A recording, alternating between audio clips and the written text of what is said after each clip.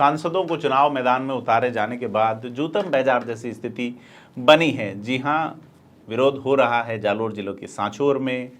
तिजारा में बाबा बालकनाथ का ज़्यादा विरोध नज़र नहीं आ रहा, लेकिन जयपुर जो शहर की 2 सीटें हैं, विद्याधर नगर और झोटवाड़ा। विद्याधर नगर जयपुर सिटी की सीट है, झोटवाड़ा जयपुर ग्रामीण की। जयपुर ग्रामीण के सांसद राज्यवर्धन सिंह राठौड़ को यहाँ से टिकट दिया गया है। राजपाल सिंह शेखावत और उनका पूरा जो ग्रुप है वो इनके विरोध में है। राजपाल सिंह शेखावत का बीजेपी मुख्यालय के बाहर होर्डिंग भी लगा है। इन सब के बीच वसुंधरा राजे का खेमा जो है वो अब किस तरह की तैयारी कर रहा है, ये देखने वाली बात होगी, क्योंकि 41 की सीटों में वसुंधरा राजे खेमे से बड़े जो नाम हैं उनको ज़्यादा तरजीह नहीं मिली है।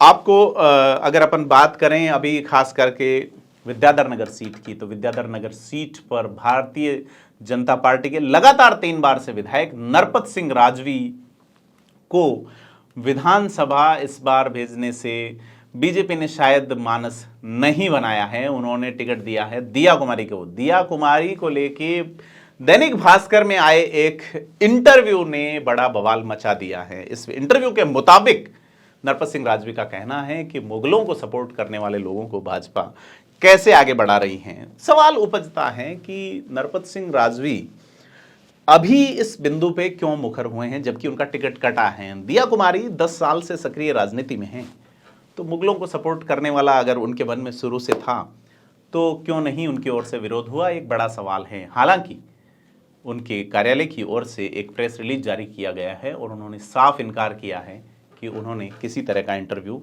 नहीं दिया है।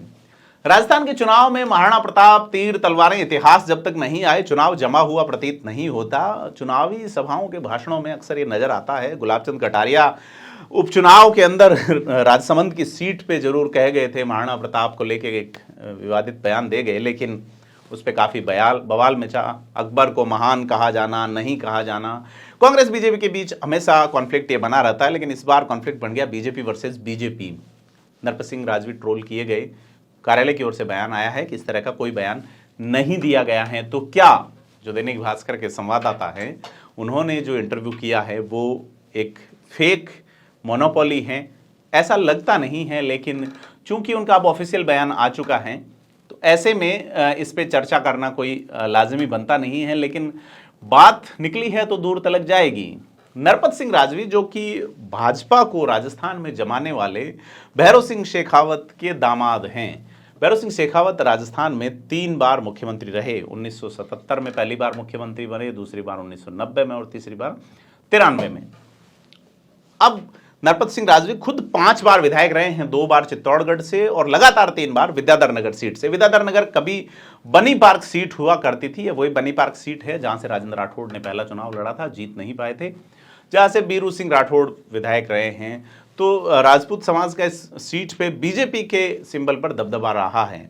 कांग्रेस की ओर से जरूर कोशिश होती रही है। विक्रम सिंह मुंडरू की ओर से यहाँ लगातार उनको जब टिकट पे भी चुनाव सिंबल पे भी अगर दिया गया तो भी उन्होंने अच्छे वोट हासिल किए और पिछली बार वो निर्दलीय खड़े हुए। वैश्य समाज का भी बड़ा दबदबा है, सीताराम अग्रवाल यहाँ पे काफ़ी वोट ले गए हैं। तो इस चुनाव में कई सारे फैक्टर विद्याधर नगर सीट पे देखने को मिलेंगे। जो एक आम आदमी पार्टी है वो भी अपने एक प्रत्याशी को तैयार कर रही है। नाम आ रहा है बियानी कॉलेज की जो निदेशक है संजय बियानी, उनका शायद मूड बन रहा है यहाँ से चुनाव लड़ने का। देखना है परिणाम क्या होगा। लेकिन विद्याधर नगर जो विधानसभा है उसने चर्चा और एक बहस छेड़ी है इतिहास और उस बिंदु को लेकिन नरपत सिंह राजवी ने इस बहस पे पटाक्षेप सा कर दिया है। परंतु अब दिया कुमारी का अगर इंटरव्यू देखें तो दिया कुमारी का कहना है कि उन्होंने नरपत सिंह राजवी से बात की है, उन्होंने कहा है देख के बताएंगे। तो बीजेपी में जिनके टिकट कटे हैं वो खुद जरूर मुखर रूप से सामने नहीं आए हैं। राजपाल सिंह शेखावत से भी बात करने की कोशिश की, उन्होंने कुछ नहीं बोला, लेकिन उनके समर्थक जरूर लगातार बयानबाजी कर रहे हैं। ऐसा ही सांचौर वाला जो मैं बता चुका आपको देवजी पटेल वाले मामले में, नाराम और जीवाराम खुद कुछ नहीं बोल रहे, लेकिन उनके समर्थक लगातार बोल रहे हैं। ये किशनगढ़ पे भी नजर आ रहा है। हालांकि वहाँ टिकट कटने वाले विकास चौधरी जरूर रो दिए। तो बीजेपी में जो है वो आग उठी है, लेकिन उसे दबाने की पूरी कोशिशें हो रही है।